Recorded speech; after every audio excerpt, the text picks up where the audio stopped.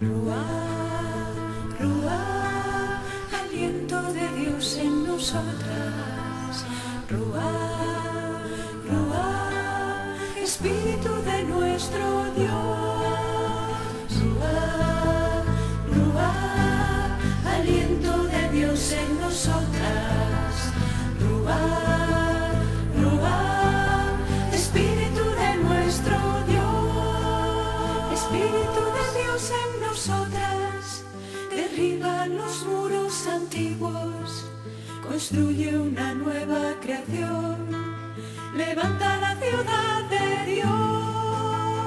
Ruah, Ruah, aliento de Dios en nosotras. Ruah, Ruah, Espíritu de nuestro Dios.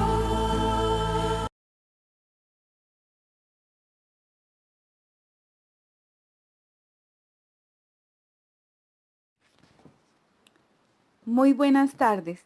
Desde la provincia Nuestra Señora del Rosario de Chiquinquirá, presentamos nuestro fraternal saludo a nuestra superiora general, Madre Carmen María Yepes Nesplay, a las superioras provinciales y a todas las hermanas de nuestra amada congregación, dominicas, hijas de Nuestra Señora de Nazaret. Estamos invitados a continuar hoy el estudio online en el documento Vida Consagrada del Papa Juan Pablo II. Retomamos el capítulo 3, Servicium Caritatis, la vida consagrada, Epifanía del amor de Dios en el mundo. En los numerales 2 y 3, un testimonio profético ante los grandes retos, algunos aerópagos de la misión. Bienvenidas a este rato de reflexión.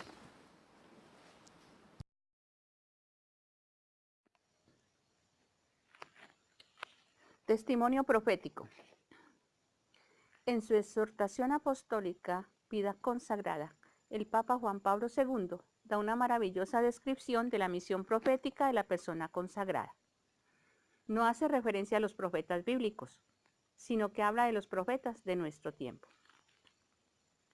Encontramos 3 elementos esenciales en nuestra llamada al testimonio profético.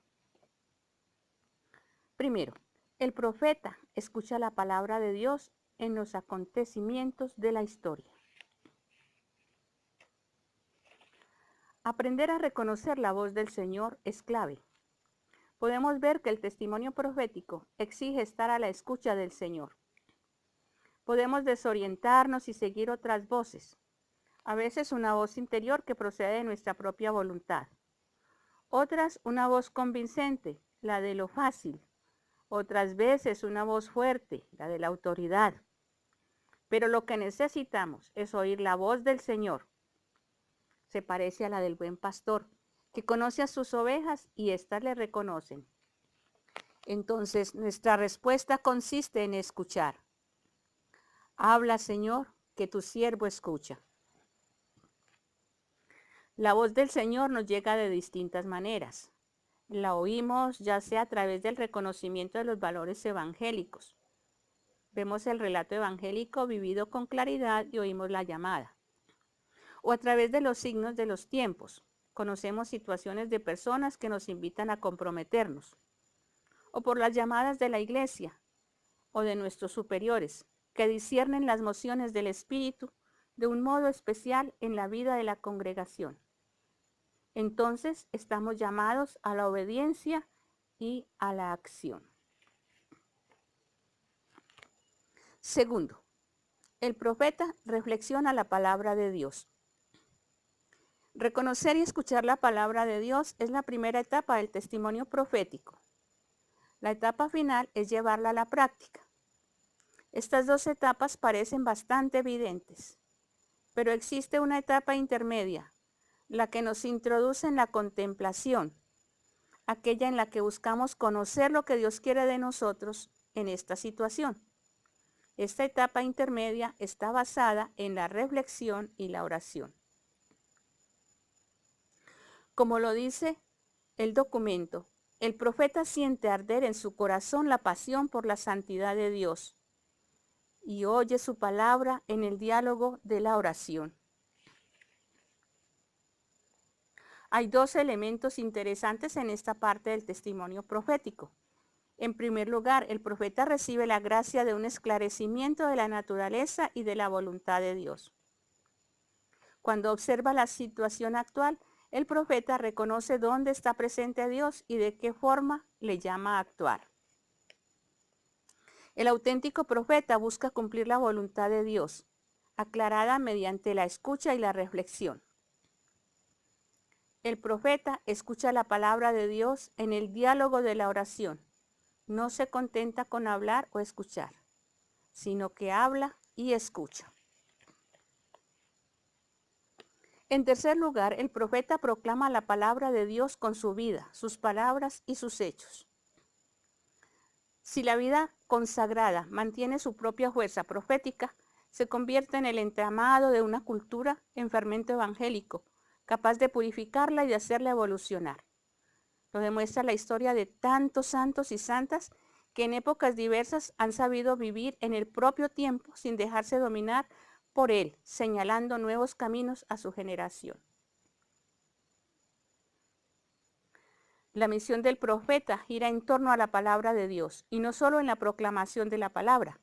El profeta primero escucha la palabra de Dios, luego, en diálogo con el Señor, discierne lo que significa, y solo después proclama de palabra y con hechos.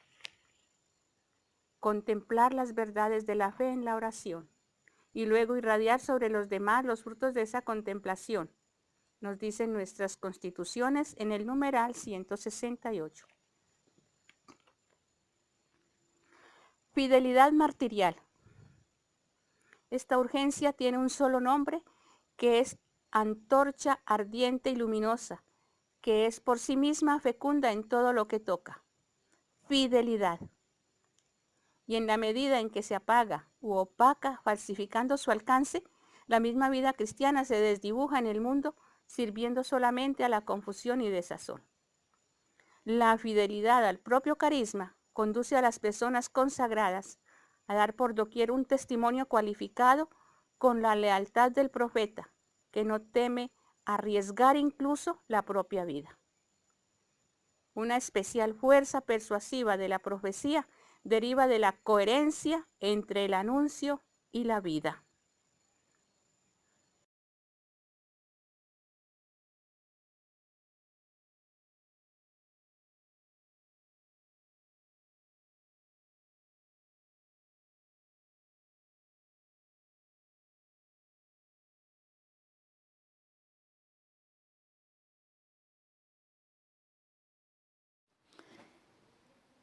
Los grandes retos de la vida consagrada. El documento sugiere que uno de los medios por los que los consagrados llevan a su testimonio profético en el mundo contemporáneo es por el ejercicio de los consejos evangélicos. En efecto, la profesión de los consejos, lejos de ser un empobrecimiento de los valores auténticamente humanos, se presenta más bien como una transfiguración de los mismos. Los consejos evangélicos no han de ser considerados como una negación de los valores inherentes a la sexualidad, al legítimo deseo de disponer de los bienes materiales y de decidir autónomamente de sí mismo.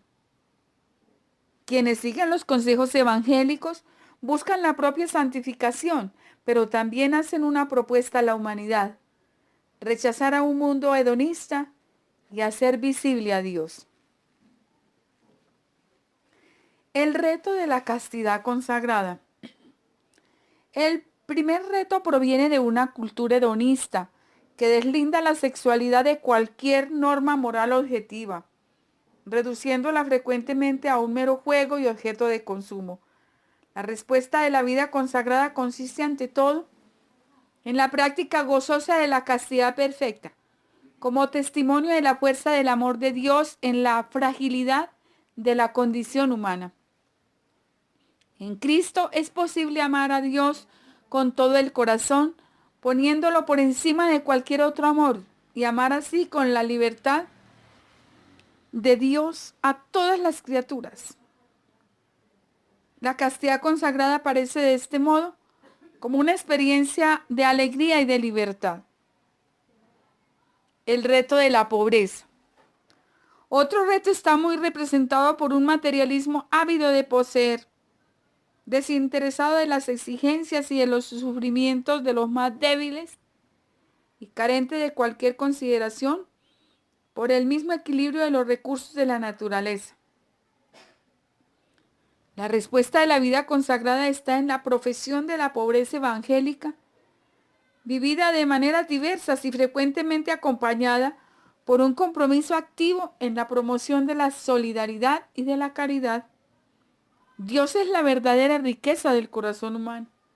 Se pide pues a las personas consagradas un nuevo y decidido testimonio evangélico de abnegación y de sobriedad, un estilo de vida fraterna, inspirado en los criterios de sencillez y hospitalidad. La pobreza evangélica al servicio de los pobres. La pobreza no es meramente servicio a los pobres, sino un valor en sí mismo. Por lo tanto, la persona consagrada deberá ser humilde, sobria, sencilla y hospitalaria, siendo así ejemplo para los que permanecen indiferentes ante las necesidades del prójimo. El reto de la libertad en la obediencia. El tercer reto son las ideas erróneas de libertad. La libertad es un auténtico valor que va unido al respeto de la persona humana. Sin embargo, dentro de la sociedad, lo último que importa es el respeto. Estamos sumergidos en la violencia, la desigualdad, la opresión, aspectos que deforman el verdadero sentido de la libertad. La vida consagrada siguiendo a Cristo obediente hasta la cruz da ejemplo de que no hay contradicción entre obediencia y libertad. La obediencia al Padre nos da la verdadera libertad. Nazaret es el clima donde autoridad y obediencia crecen en armonía en la búsqueda de la voluntad de Dios.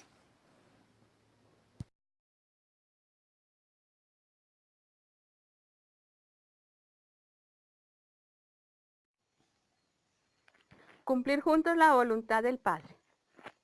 La vida fraterna es el primer lugar donde podemos discernir y abrazar la voluntad de Dios como regla de vida, caminando juntos en unión de espíritu y de corazón. La obediencia, vivida desde la caridad y animada por el Espíritu, une a los miembros de la comunidad en un mismo testimonio y en una misma misión, respetando la diversidad de dones y la particularidad de cada persona. Un decidido compromiso de vida espiritual. La vida consagrada tiene la obligación de llenarse de una sólida y profunda espiritualidad, aspirando a la perfección de la caridad. La vida espiritual vivida en Cristo es una ruta gradual hacia la fidelidad, en el que la persona consagrada es guiada por el Espíritu en total comunión de amor y de servicio en la Iglesia.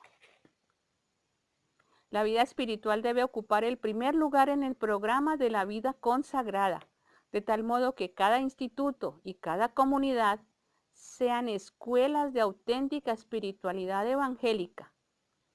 De la espiritualidad depende la fecundidad apostólica, el amor a los pobres y el atractivo vocacional. A la escucha de la palabra de Dios. La palabra de Dios es la primera fuente de toda espiritualidad cristiana. Con ella alimentamos la relación personal que tenemos con Cristo y con su voluntad. La lección divina es una gran herramienta para la vida consagrada. Los escritos del Nuevo Testamento merecen una veneración particular, sobre todo los evangelios que son el corazón de las Escrituras. La meditación comunitaria de la Biblia tiene gran valor. En ella se comparte el tesoro de la palabra y juntos podemos crecer y progresar en la vida espiritual. Comunión con Cristo. El medio fundamental para alimentar eficazmente la comunión con el Señor es sin duda la Sagrada Liturgia, especialmente la Eucaristía y la liturgia de las horas. La Eucaristía ocupa el centro de la vida consagrada, personal y comunitaria.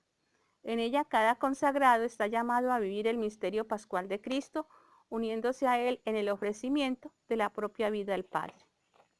El rezo de la liturgia de las horas, en unión con la oración de la Iglesia, es alabanza a Dios e intercesión, tanto por la persona que reza como por el resto del cuerpo místico de Cristo.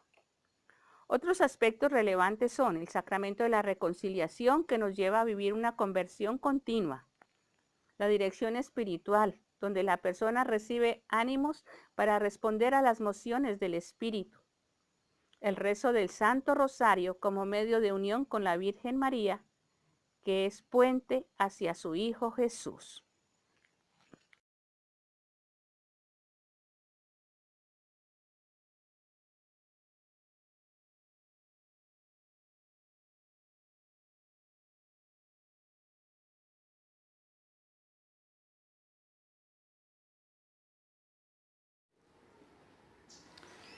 Algunos aerópagos de la misión. El tercer capítulo, Servicium Caritatis, presenta todo el amplio campo de la misión en sus diversas facetas y nuevos aerópagos, como epifanía del amor de Dios en el mundo y expresión de un amor hasta el extremo. Presencia en el mundo de la educación. El documento nos recuerda que la Iglesia ha sido siempre consciente de que la educación es un elemento esencial de su misión y que dentro de la Iglesia a las personas consagradas les corresponde una tarea específica en este campo, pues están llamadas a introducir en el horizonte educativo el testimonio radical de los bienes del reino, propuestos a todo hombre en espera del encuentro definitivo con el Señor de la historia. Las personas consagradas con este carisma pueden dar vida a ambientes educativos impregnados del espíritu evangélico de libertad y de caridad, en los que se ayude a los niños y jóvenes a crecer en humanidad bajo la guía del Espíritu. De este modo, la comunidad educativa se convierte en experiencia de comunión y lugar de gracia, en la que el proyecto pedagógico contribuye a unir en una síntesis armónica lo divino y lo humano. Evangelio, cultura, fe y vida.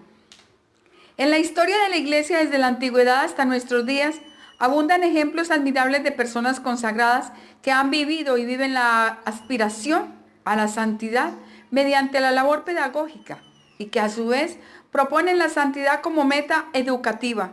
De hecho, muchas de ellas han alcanzado la perfección de la caridad educando. Nuestra tarea es educar el corazón. Es el lema de nuestro proyecto educativo Nazaret. Evangelizar la cultura.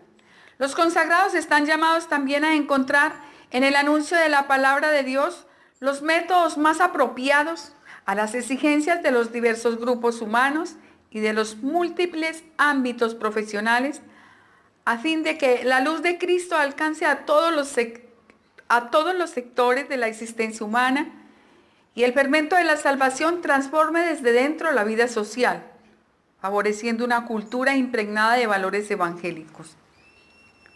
Pero más allá del servicio prestado a los otros, la vida consagrada necesita también en su interior un renovado amor por el empeño cultural, una dedicación al estudio como medio para la formación integral y como camino ascético extraordinariamente actual ante la diversidad de las culturas. Una disminución de la preocupación por el estudio puede tener graves consecuencias también en el apostolado, generando un sentido de marginación y de inferioridad o favoreciendo la superficialidad y ligereza en las iniciativas.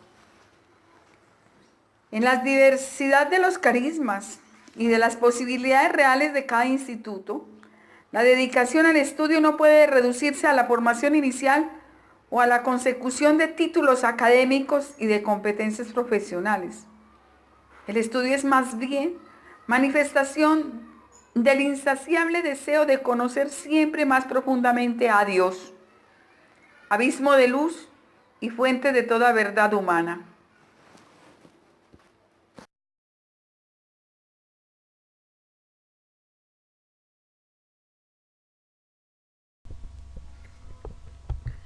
Presencia en el mundo de las comunicaciones sociales. De igual manera que en el pasado, las personas consagradas han sabido servir a la evangelización con todos los medios, afrontando con genialidad los obstáculos. También hoy están llamadas nuevamente por la exigencia de testimoniar el Evangelio a través de los medios de comunicación social. Estos medios han adquirido una capacidad de difusión cósmica mediante poderosas tecnologías capaces de llegar hasta el último rincón de la tierra. Las personas consagradas han de adquirir un serio conocimiento del lenguaje propio de estos medios para hablar de Cristo de manera eficaz al hombre actual, interpretando sus gozos y esperanzas, sus tristezas y angustias, y contribuir de este modo a la construcción de una sociedad en la que todos se sientan hermanos y hermanas en camino hacia Dios. No obstante, dado su extraordinario poder de persuasión, es preciso estar alerta ante el uso inadecuado de tales medios, sin ignorar los problemas que se pueden derivar para la vida consagrada misma, que han de afrontarlos con el debido discernimiento. Sobre este punto, la respuesta de la Iglesia es ante todo educativa. Tiende a promover una actitud de correcta comprensión de los mecanismos subyacentes y de atenta valoración ética de los programas y la adopción de sanas costumbres en su uso. Todos los esfuerzos en este nuevo e importante campo apostólico han de ser alentados con el fin de que el Evangelio de Cristo se transmita también a través de estos medios modernos.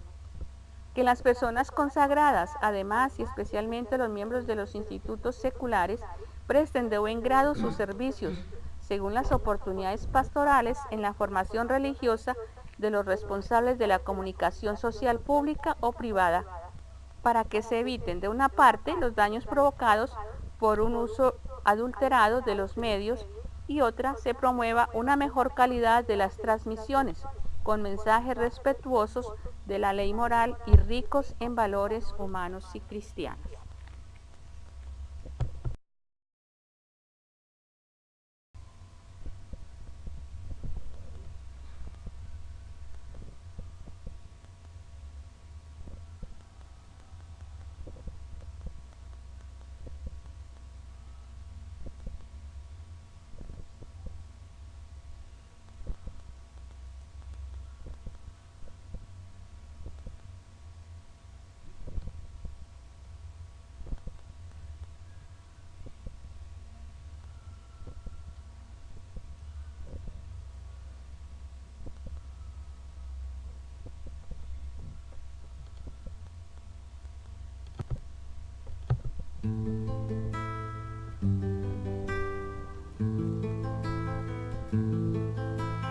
Ruach, Ruach, aliento de Dios en nosotras. Ruach, Ruach, Espíritu de nuestro Dios. Ruach, Ruach, aliento de Dios en nosotras. Ruach, Ruach, Espíritu de nuestro Dios. Espíritu de Dios en nosotras, derriba los muros antiguos, construye una nueva creación, levanta la ciudad de Dios. Ruach, Ruach, aliento de Dios en nosotras. Ruach, Ruach, Espíritu de nuestro Dios. No tiemblen tus huesos, yo seré tu fuerza. Los lisiados danzarán. Ruach, Ruach, aliento de Dios en nosotras. Ruach,